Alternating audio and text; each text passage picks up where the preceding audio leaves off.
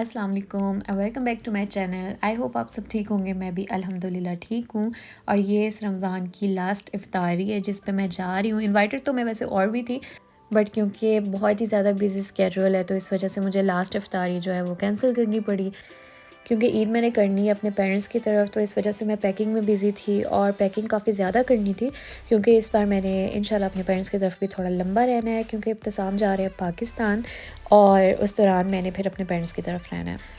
इब्तिसाम का भी अचानक से ही प्लान बना, क्योंकि वहाँ पे 2 शादियाँ आ रही हैं, एक इब्तिसाम के कज़न्स की और एक जो है वो इब्तिसाम के दोस्त की शादी है।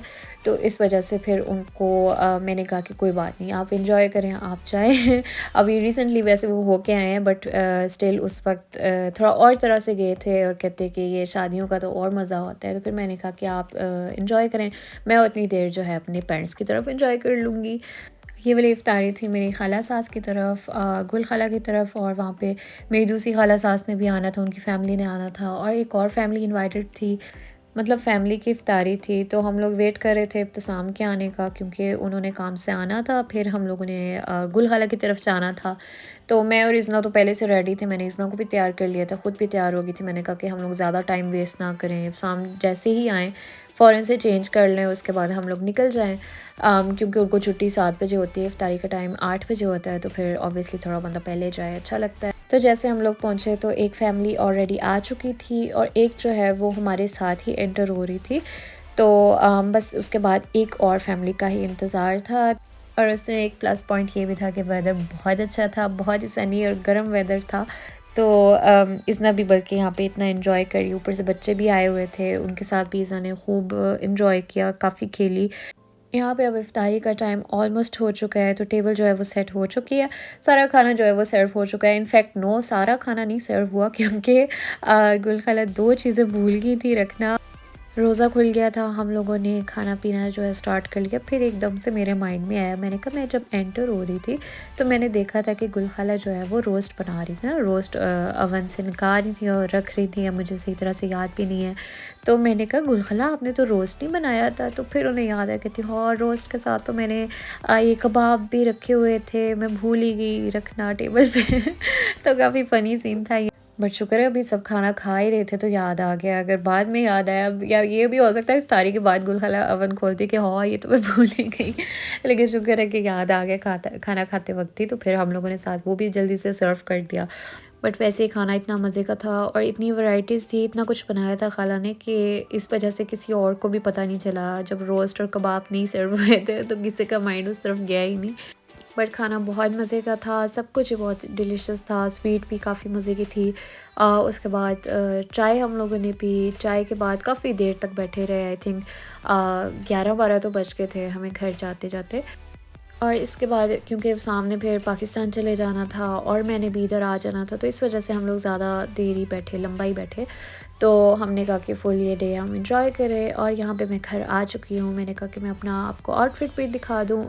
उससे मैंने लॉन ही पहनी थी, क्योंकि बहुत प्यारा वेदर था। और इसके साथ ये जो शूज़ हैं मुझे गिफ्ट मिले थे मेरी खाला सास से, जो कनाडा में होती हैं, उनसे मिले थे। और इतने प्यारे शूज़ हैं और इतना मैच हुए ना इस आउटफिट के साथ। सो ये थी लास्ट इफ्तारी इस रमज़ान की, जो कि हमने बहुत इन्जॉय की। उसके बाद क्या हुआ कि मैंने अपनी जो ईदी का व्लॉग डाला हुआ था, उसमें लास्ट मेरा जो सेंटेंस था ना कि जिसने अभी मुझे ईदी नहीं दी वो मुझे अब ईदी दे सकता है।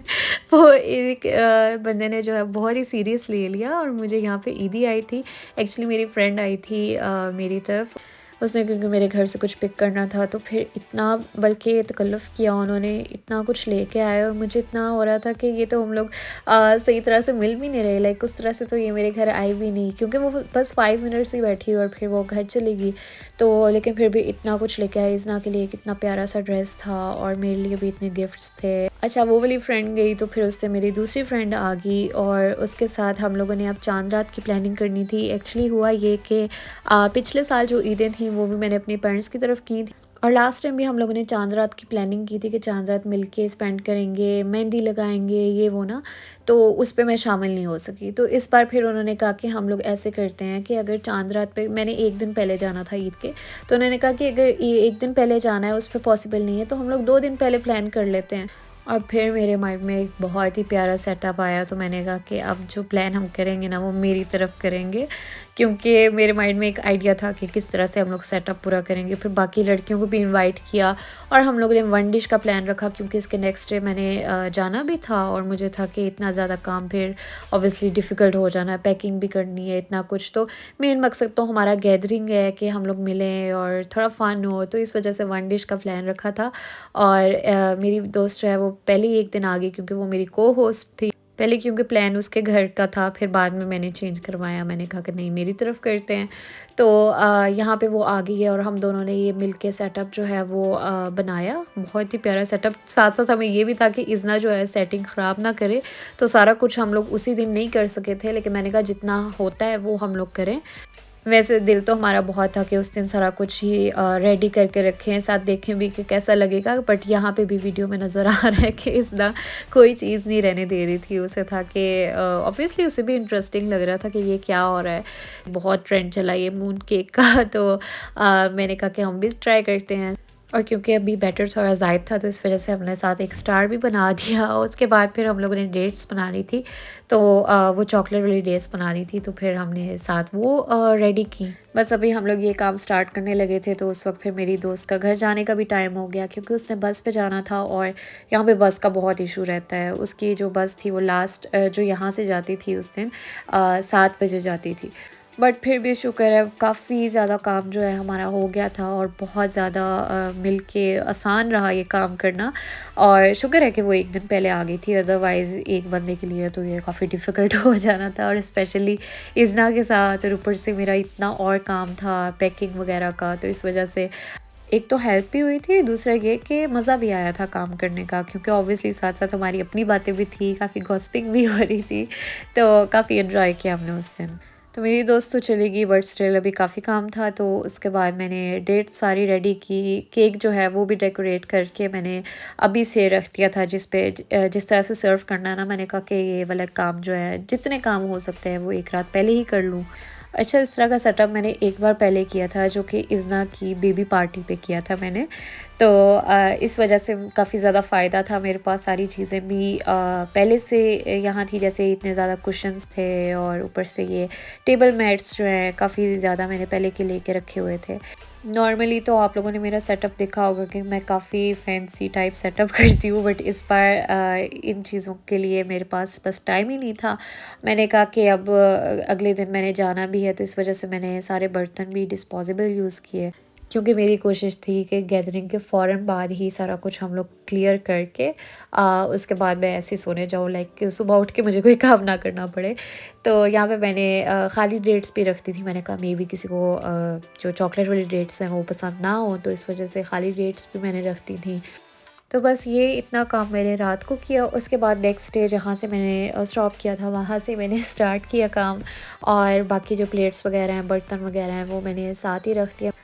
उसके बाद फिर अब डेकोरेशन के लिए मैंने एक बॉक्स तैयार करना था, जिसके अंदर मैंने सोचा था मैं मेहंदी रखूँगी, चूड़ियाँ रखूँगी, गजरे रखूँगी, और ये वाला जो मेरा रमज़ान का बॉक्स है, ये आपने पहले भी मेरी एक वीडियो में देखा होगा। रमज़ान में मैंने इसके अंदर स्नैक्स रखे होते थे, एंड अब जो है ये दोबारा से काम आएगा चाँद रात की डेकोरेशन के लिए। तो इसमें मैंने पहले चूड़ियाँ रखी, साथ मैंने मेहंदी की कोन्स रखी, मेहंदी के जो टैटूज़ होते हैं ये वो ना, इस तरह की चीज़ें मैंने अंदर रखी। गजरे अभी मिसिंग थे, गजरे क्योंकि मेरी खाला ने लेके आने थे, तो मेरे पास भी थे वैसे, लेकिन पता नहीं मुझे उस टाइम मिले नहीं, तो मैंने उन्हें कहा हुआ था कि वो लेके आएँ। अच्छा, उस दिन क्या हुआ, मैं उस दिन रेडी हो रही थी, अभी काफ़ी टाइम पड़ा था, मैंने कहा मेहमानों के आने में अभी काफ़ी टाइम है, तो मैं रेडी हो रही थी, तो अचानक से ना बेल हुई, मैं डर गई, मैंने कहा मैंने कहा पता नहीं कौन आया है। मुझे एकदम से ना टेंशन हुई, मैंने कहा कि इतनी जल्दी कौन आ गया, अभी तो मैं रेडी भी नहीं हुई, अभी मैंने इतने मेरे काम रहते हैं, ये कौन टाइम से बहुत पहले आ गया है। तो फिर ना मैंने डरते डरते दरवाज़ा ही नहीं खोला। उसके बाद कॉल आई मेरी दोस्त की, कहती यार बासमा मैं ही आई हूँ, दरवाज़ा खोलो। फिर मैंने दरवाज़ा खोला, तो उसने अपनी तरफ से मुझे सरप्राइज़ दिया था। कहती मैं टाइम से पहले आ गई हूँ ताकि मैं हेल्प करवा सकूँ, तो मुझे इतना क्यूट लगा, क्योंकि एक्चुअली वो काम पे गई हुई थी, तो उसने मुझे यही बताया हुआ था, लाइक कि उसने एंड टाइम पे आएगी ना, या 1 घंटा पहले आ जाएगी, ज़्यादा से ज़्यादा अगर जल्दी आना हुआ तो 1 घंटा पहले ना, या फिर पूरे टाइम पे आएगी। तो इस वजह से मैं उसे बिल्कुल भी एक्सपेक्ट नहीं कर रही थी उस वक्त। बाकी गेस्ट के आने में अभी ऑलमोस्ट 2 आवर्स जो हैं वो पड़े थे, तो फिर हम लोगों ने जल्दी मिल के बाकी सारी प्रिपरेशन कर ली जितनी भी थी। सो सारे गेस्ट जो हैं वो आ चुके थे, अब बस हम लोगों ने खाना जो है वो सर्व करना था। थोड़ा मुश्किल लग रहा था जगह बनाना, बट एंड पे हमने मैनेज कर ही लिया। काफ़ी रौनक लगी थी, आपको भी सुनाती हूँ।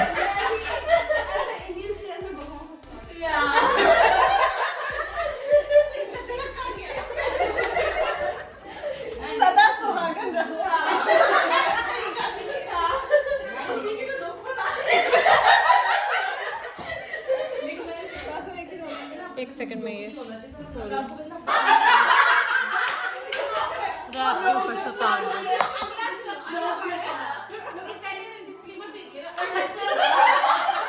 सो काफ़ी फ़न गैदरिंग थी, काफ़ी मज़ा आया और यहाँ पे खाना सारा सर्व हो चुका है और सब अब आहिस्ता-आहिस्ता बैठ रहे हैं क्योंकि इफ्तारी का टाइम हो रहा है और इतने मज़े-मज़े की चीज़ें आई हुई थी ना। सो ये है मटर पुलाव, केक था जो हमने बनाया था, डेट्स थी, मैंने चना चाट भी बनाई थी, रस मलाई मेरी फ्रेंड ने बनाई थी और बाकी चीज़ें जो हैं वो रायता और क्या था, चिकन रैप्स थे बहुत मज़े के, फ्रूट चाट थी, नूडल सलाद था और लज़ानिया था। देख के याद आया मुझे। फिर एंड पे मेरे बच्चों के लिए विंग्स और पिज़्ज़ा भी लगा दिया था ओवन में। मैंने कहा कि बच्चे ये खा लेंगे। खाना वैसे काफ़ी ज़्यादा हो गया था क्योंकि लास्ट डे फिर कुछ लोगों की तरफ से माज़रत भी आ गई थी कि नहीं आ सकते, तो इस वजह से हमने थोड़ी ज़्यादा अमाउंट में खाना बनाया था।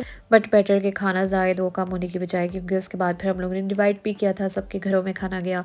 खाना खाने के बाद फिर सब लड़कियों ने मिलके सारे बर्तन उठाए। उसके बाद हम लोगों ने यहाँ पे थोड़ा-सा माहौल बनाया, थोड़ा-सा, अब क्योंकि मेहंदी अप्लाई करनी थी। फाइनली अब गजरे भी आ चुके थे और ज़्यादा बैंगल्स भी आ चुकी थी। मैंने खाला से कहा था कि अगर आपके पास है तो आप लेती आना, क्योंकि मेरी सारी बैंगल्स जो है वो मेरा चूड़ियों वाला स्टैंड जो है वो मामा की तरफ पड़ा हुआ था, तो बस ये 2 पेयर्स ही थे।